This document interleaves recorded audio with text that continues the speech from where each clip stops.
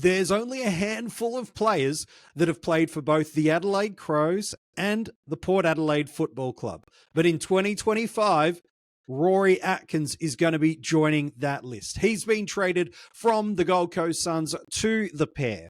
What does it mean for his footballing future, for the Suns, for Port Adelaide, and for fantasy footy coaches across Supercoach, AFL Fantasy Dream Team, and Keeper? Have we got some relevance here with this move of Rory Atkins, or is there nothing to see here?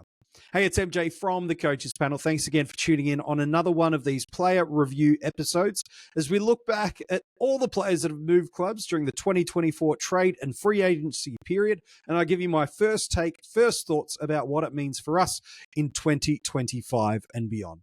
If you haven't liked the YouTube channel yet and you're watching this video, make sure you do so. Turn the notifications on so that as soon as every episode we drop across the off-season and 2025 preseason, you'll be notified straight away. And if you're listening to this as an audio podcast, be sure to subscribe and give a 5-star rating. Rory Atkins was not a player I thought I'd be talking about. I'll be honest, and probably he too, up until 48 hours before the trade, did not think his name was coming up. This is his third AFL club, and there's a little bit of heat out there in the AFL media community about Rory, but he's actually a pretty good teammate. Got some nice wheels about him, runs for days. Definitely when the ball and the wall that their team have set up defensively or offensively, and he can run through that. He's actually a pretty handy outside player in that regards. The knock on him has probably been doesn't work as hard defensively as he does offensively, and some of his skills let him down. But where that may be true, probably the thing that I've observed and heard in the AFL media landscape and from Clubland the most is just how phenomenal he is as a teammate and culturally how much he adds to a club. And so for Port Adelaide, I think that's one of the things that attracted them to him.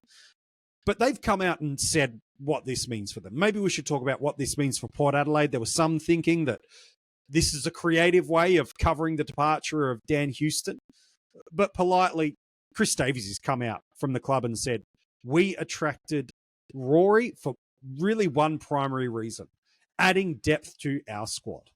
He's not best 22 in mind. Now, that might change over the preseason, but the reality is I see and Port Adelaide see Rory as a depth option that if required to come up to AFL level due to injuries or suspensions, he can, and he can hold down a spot across a wing or a half-back flank.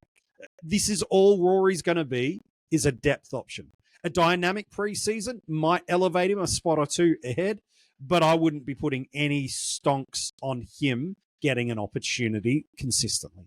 Well, for the Gold Coast Suns, he played just 3 games this year.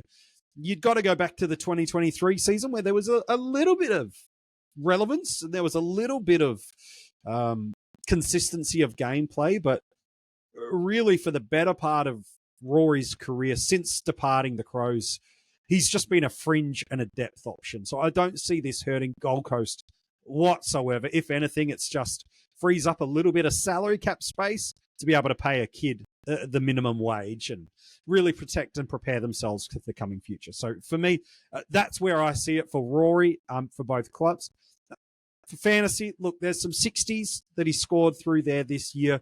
I know there looks like some relevance and some value if you think he can return back to 2023 scoring where, there's some tons and decent run of form. But to me, let's just not beat around the bush here. I almost questioned whether or not I should do this video, not because it's not worth doing, but because from a fantasy perspective, a lot has to go wrong for Port Adelaide for him to get into the team and then for him to get into the team to stay there and to score well in fantasy.